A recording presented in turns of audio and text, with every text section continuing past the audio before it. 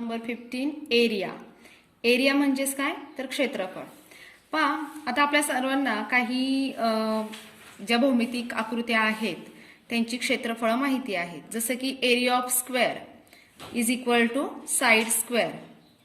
चौरसाचे क्षेत्रफळ बरोबर बाजूचा वर्ग. सेकंड आहे पहा area of rectangle is equal to length into breadth. तिसरा आहे area of right angle triangle is equal to 1/2 into product of sides making right angle. आणि चौथं सूत्र आहे area of triangle is equal to 1/2 into base into height. ही आपल्याला माहिती असणारी सूत्र आहेत. आता आपण नव्याने जे सूत्र शिकणार आहोत ते आहे एरिया ऑफ पॅरेललोग्राम. आता पॅरेललोग्राम म्हणजेच काय तर समांतरभुज चौकोन. या ठिकाणी चौकोन ABCD किंवा क्वाड्रिलॅटरल ABCD हा एक पॅरेललोग्राम आहे, म्हणजे समांतरभुज चौकोन आहे.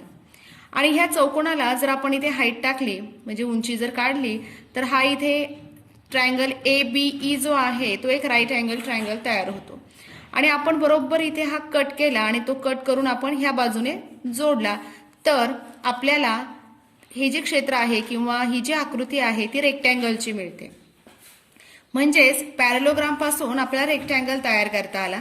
The rectangle is form from the parallelogram so areas of both the figures are equal. Parallelogram पासूनच आपल्याला रेक्टँगल तयार करता येतो. म्हणूनच या दोघांचेही जे क्षेत्रफळ आहेत किंवा एरियाज जे आहेत ते कसे असणार आहेत इक्वल असणार आहेत. मग आता आपण असं समजूयात बेस ऑफ पॅरेललोग्राम जो आहे तो काय आहे it is the one side of the rectangle. रेक्टँगलची ती एक लेंथ आहे and its height is the other side of the rectangle. पॅरेललोग्रामची जी हाईट आहे ती रेक्टँगलची काय आहे अदर साइड आहे. आणि म्हणून area of parallelogram is equal to base into height. हे जे सूत्र आहे हे तुम्हाला लक्षात ठेवायचं आहे. काय आहे formula area of parallelogram is equal to base into height. आणि आता ह्या सूत्रावर आधारित काही उदाहरणं जी आहेत ती आपल्याला या ठिकाणी प्रॅक्टिस सेट 15.1 मध्ये दिलेली आहेत. ती आता आपण अभ्यासणार आहोत. पहिलं उदाहरण जे आहे ते आहे पहा if base of parallelogram is 18 centimetre and its height is 11 centimetre find its area. म्हणजे तुम्हाला या ठिकाणी बेस दिलेला आहे आणि हाईट दिलेली आहे. काय फाइंड आउट करायचं आहे एरिया ऑफ पॅरेललोग्राम. मग आता आपण सोडूयात practice set 15.1.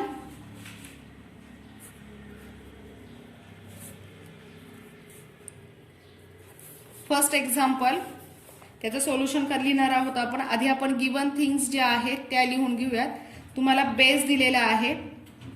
Base is equal to 18 centimetre आणि हाईट जी आहे ती दिलेली आहे 11 सेंटीमीटर. ठीक आहे. तुम्हाला काय फाइंड आउट करायचं आहे एरिया फाइंड आउट करायचं आहे. सोल्युशन काय आहे एरिया ऑफ पॅरेललोग्राम सूत्र आधी लिहून घेऊयात आपण is equal to base into height. आता बेस किती आहे 18 हाईट किती आहे 11.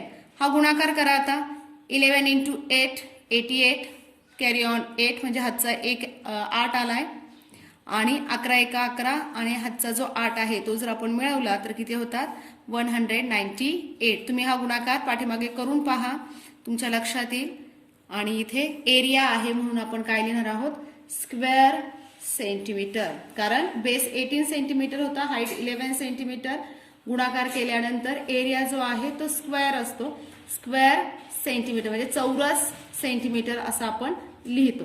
म्हणजेच आपल्याला किती मिळालेला आहे एरिया पॅरेललोग्रामचा 198 स्क्वेअर सेंटीमीटर इतका मिळालेला आहे. सेकंड एक्झाम्पल आता आपण पाहणार आहोत.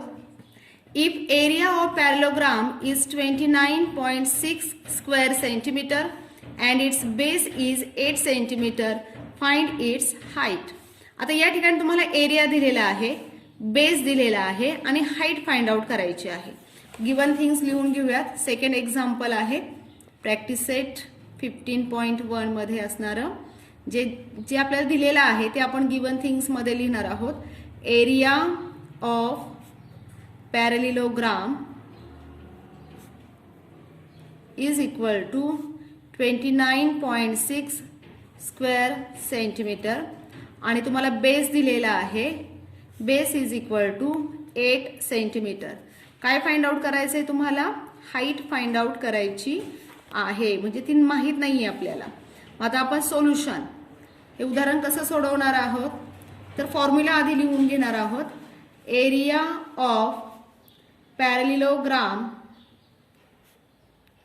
Is equal to base into height. आता एरिया खाली एरिया दिलेला असल्यामुळे आपण एरिया ऑफ पॅरलिलोग्रामच्या खाली काय दिलेलं आहे? 29.6. बेस आपल्याला किती दिलेला आहे? 8 दिलेला आहे. हाईट तुम्हाला फाइंड आउट करायची आहे. हाईट हा शब्द आपण आहे तसाच या ठिकाणी लिहिलेला आहे. मग आता आपल्याला हाईट फाइंड आउट करायची आहे, म्हणजे बरोबर चिन्हाच्या ह्या बाजूला फक्त आपण हाईट ठेवली आहे. आता हे 8 जे आहेत ते हाईटला काय आहेत? मल्टिप्लाय आहेत, गुणिले आहेत. ते जेव्हा बरोबर चिन्हाच्या ह्या बाजूला येतील त्यावेळेस ते काय होणार आहेत? भागिले होणार आहेत, हो की नाही? मग आता 8 भागिले होणार आहेत.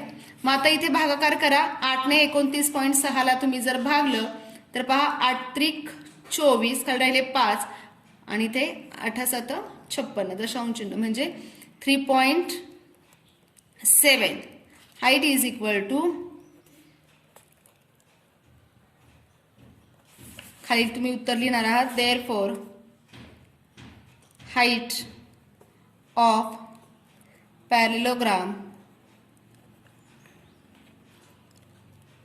Is equal to 3.7 centimetre. आले लक्षात सर्वांच्या?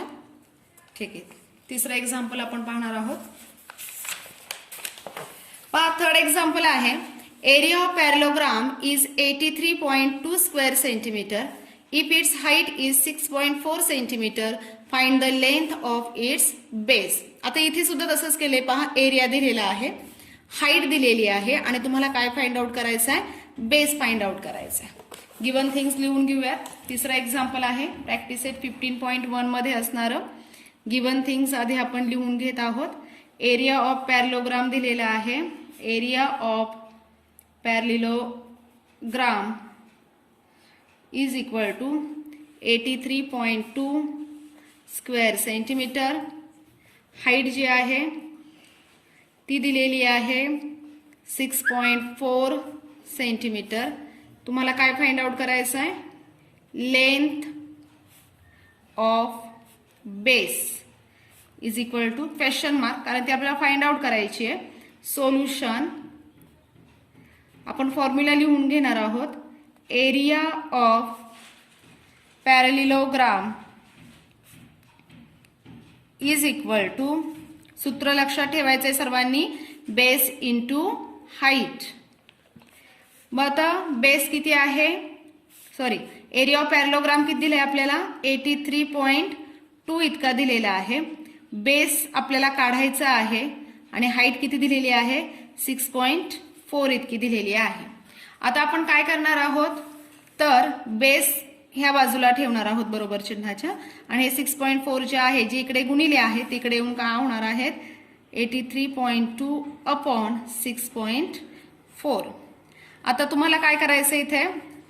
भागाकार करायचा आहे. दशांश चिन्ह जे आहे ते एक स्थळ सोडून आहे, म्हणजे आपण जर दोन्हीलाही 10 ने मल्टिप्लाय केलं तर हे दशांश चिन्ह काय होणार आहे? निघून जाणार आहे. Is equal to base. मग आता भाग द्या. 8 ने भाग जाईल. पहा, 8 एके 8, 0, 8 चौक 32, इथे 8 8 64, पुन्हा 8 ने भाग जाईल. 8 एके 8, 10 8 गेले 2, 8 त्रिक 24. म्हणजेच बेस इज इक्वल टू किती मिळालेला आहे आपल्याला? 13 सेंटीमीटर. किती मिळालेला आहे? 13 सेंटीमीटर इतका हा बेस आपल्याला मिळालेला आहे. Right. Therefore base of पॅरलिलोग्राम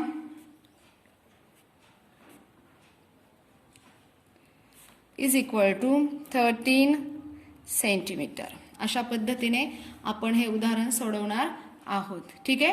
practice set 15.1 जो आहे तो आपण आज या ठिकाणी कंप्लीट केलेला आहे. तुम्ही सर्वांनी वहीमध्ये तो सोडवायचा आहे आणि सोडवल्यानंतर त्याचे फोटोग्राफ्स जे आहे ते काढून तुम्ही काय करायचे मला सेंड करायचे आहेत.